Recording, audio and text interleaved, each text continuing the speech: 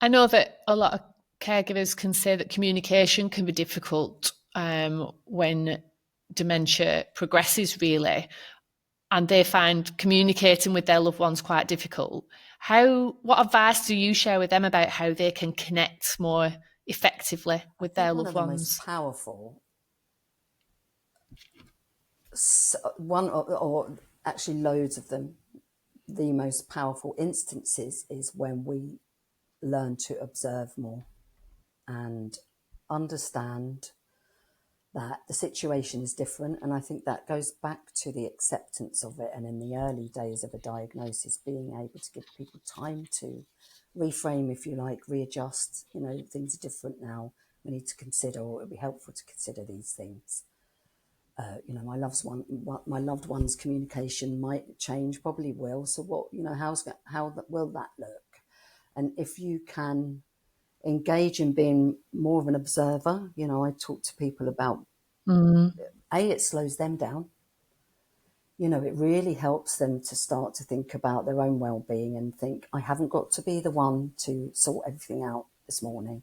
I don't have to be the one to pack 6 different appointments in this week because that's what works for the GP surgery or the doctor's surgery. That's another sort of thing that I try to engage people in is, you need to be in charge of this situation now. If your loved one takes longer to get ready for the day because your communication has changed, then make the appointments later. But going back, sorry, I'm going off on a different It's all tangent right. here, but just take the time to observe a bit more and don't jump in Yeah. to be the fixer, the giver, the person that sorts things out. Sit back and watch a bit, because you might find that your loved one actually starts to say a little bit more, or feels that there's a sense of space to say things differently. Do you think people struggle to be more empathetic when it comes to dementia? There's a great volunteer that does work with the Alzheimer's Society's Three Nations Working Group, who did a presentation one year for us at a society event. And he said something I'll never forget, which was, until you've got it, you don't get it. And I think absolutely, until you have known someone, or and 1 in 3 of us are going to get it. The statistics are out there, aren't they? 1 in 3 of us will have it. So Mm-hmm. I've put a post out to friends and family recently to ask them to ask me a question about dementia. 2 people have come forward because people do not want to talk about it. So if we're not talking about it, how can we empathise with it? And even if we, Yeah. again, I said to you that I was all set to be the supporter for my mum once she had a diagnosis, and absolutely certain that I was the best person and one of the best people to be doing that. But when it happens, you have no idea, about how that's going to affect you. So I think the lack of empathy that people have is because it's happening to them and it's not happening to me, and I don't want to go there yet. Someone said to me, a lot of people have said to me, I'm getting older, but I haven't got dementia yet. So I think people are aware that it's something that might happen to them.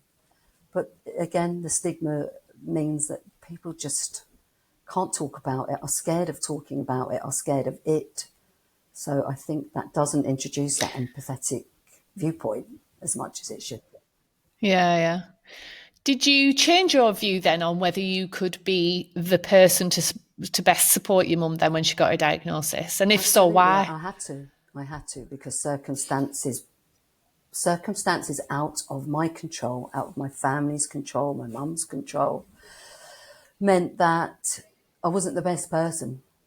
There was another 2 people that were best placed, and that is one of the Okay. hardest situations I've ever found myself in. But again, it links into empathy and being empathetic about an individual's circumstances. That, yeah, I thought I was the best person to do it. Actually, I wasn't.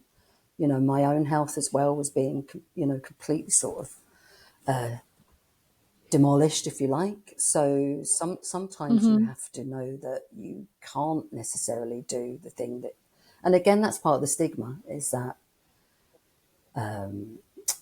my hairdresser said to me once, I asked her if she wanted kids, and she said, I don't want kids, but I'm going to have kids, because who's going to look after me?